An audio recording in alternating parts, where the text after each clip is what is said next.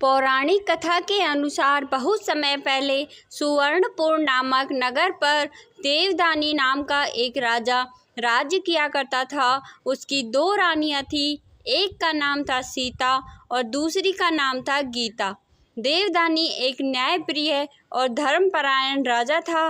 राजा के पास एक बहुत बड़ी गौशाला थी, उसमें बहुत सी गायें और भैंसें थीं। रानी सीता को एक भैंस अति प्रिय थी और वो उसका बहुत ख्याल रखती थी। वहीं दूसरी ओर रानी गीता को एक गाय और उसका बछड़ा बहुत ज़्यादा प्रिय था। वो उस गाय को अपनी सखा मानती थी और उसके बछड़े का अपनी संतान के समान स्नेह करती थी। रानी गीता और उस गाय में एक दूसरे के प्रति इतना प्यार देखकर रानी सीता और उसकी भैंस उनसे ईर्ष्या करती थी। रानी सीता स्वयं को रानी गीता से श्रेष्ठ मानती थी और उसकी भैंस भी स्वयं को गायों से श्रेष्ठ मानती थी, परंतु गायों को पूजा जाता था, यह देखकर उसको बहुत ईर्ष्या होती थी। ईर्ष्यावश एक दिन उस भैंस ने रानी सीता को रानी गीता और उसकी गाय के विषय में भड़काना शुरू कर दिया। भैंस ने कहा, इस गाय और बछड़े को सब बहुत प्यार करते हैं। राजा देवदानी भी इस गाय और बछड़े में अधिक रुचि लेते हैं।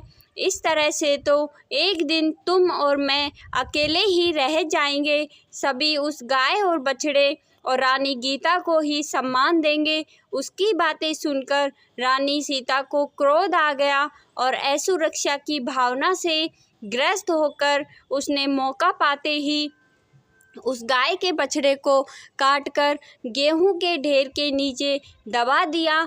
अपने बछड़े को ना पाकर वो गाय दुखी होकर आंसू बहाने लगी। उसको दुखी देखकर रानी गीता भी व्यथित हो उठी।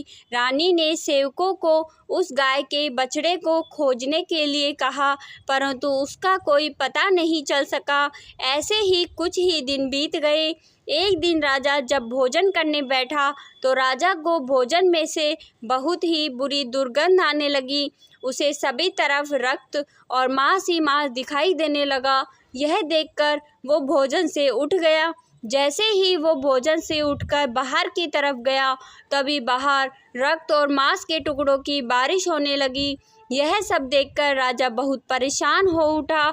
उसने कुछ भी समझ नहीं आ रहा था कि ऐसा क्यों हो रहा है। तब वो अपने गुरु के पास गया। उसके गुरु बहुत ही ज्ञानी और सिद्ध पुरुष थे। उन्होंने अपने तपोबल से यह जान लिया कि रानी सीता ने भैंस के भड़काने और असुरक्षा भाव के कारण गाय के बछड़े को मारकर गेहूं के ढेर के नीचे दबा दिया है। उन्होंने राजा देवदानी को कहा, हे राजन, तुम्हारी रानी ने एक भैंस की बातों में आकर गाय के बछड़े की निर्मम हत्या करके गेहूं के ढेर के नीचे दबा दिया है। यह सब उसी का परिणाम है। जल्द ही बछबारस आने वाली है। उस दिन तुम अपनी रानियों के साथ गाय बछड़े की पूजा करना और उस भैंस को नगर से निकाल देना। राजा ने आकर सारी बात अपनी रानियों से कही। राजा की बात सुनकर रानी सीता को अपनी भूल का एहसास हुआ और उसने प्रायश्चित करने का निश्चय किया। राजा ने उस भैंस को नगर से बाहर छुड़वा दिया। बछबारस के दिन पूरे विधि विधान से राजा और रानियों ने गाय और बछड़े का पूजन किया। उस दिन उन्होंने कोई भी कटी हुई वस्तु का उपयोग नहीं किया और ना ही गाय के दूध से बनी किसी वस्तु का उपभोग किया। रानी सीता ने पूजन करके अपनी गलती की क्षमा याचना करी। बछबारस की पूजा के प्रभाव से वो गाय का बछड़ा फिर से जीवित हो गया और उस रानी का पाप भी नष्ट हो गया। बछबारस के दिन गाय और बछड़े के पूजन का विशेष महत्व है।